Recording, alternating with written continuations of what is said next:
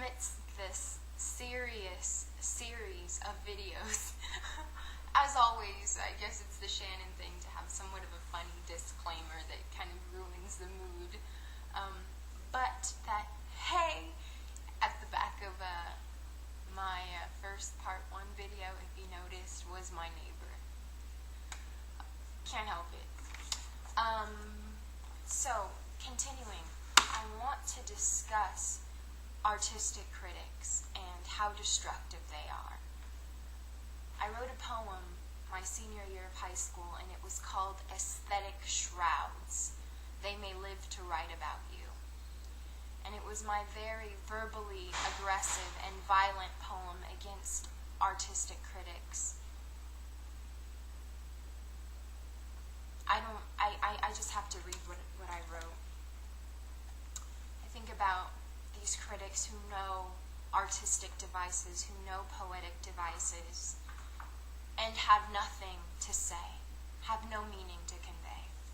I think of the man from Finding Forrester, the teacher from Finding Forrester, not having even the faintest eye to sense what your painting meant, and yet trying to compare it with other work or trying to compare it with earlier work.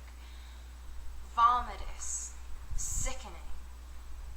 And the fact that the artist has to continue creation even with blind eyes discussing your work.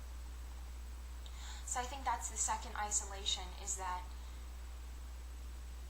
you create something and then horribly, whoever created the idea of an artistic critic, this purposeless career where they interpret what your work meant, how you used color, how you used devices, what you were trying to say, what type of art you have.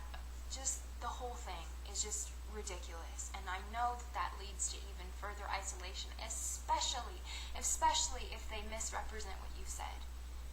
Almost titling your pain another pain, or titling your euphoria another euphoria, titling your allegre triste.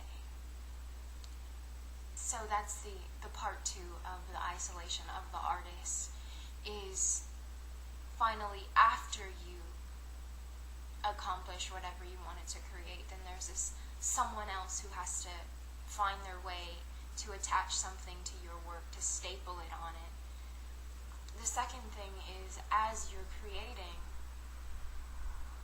you're almost lending your mind to someone else if you don't have the strength, because it's immediately, what is it? Is it post-impressionism? Is it expressionism? What is it? And then you're compared to, obviously, the masters of that genre. I don't think anyone really sees Picasso's earlier work, if anyone really sees Renard's first paintings. You just kind of see once they've been extremely developed, you know. And so I just think that's something to keep in mind too. There's the external criticism, and then as the Artist Way says, which is an excellent read, I would recommend it. I'll post it here or here. An excellent read.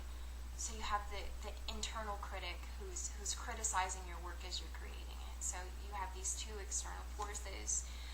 I don't know if it really leads to isolation, but it definitely is a hard thing. That's part of the weight of the artist, is ignoring the criticism and following a vision.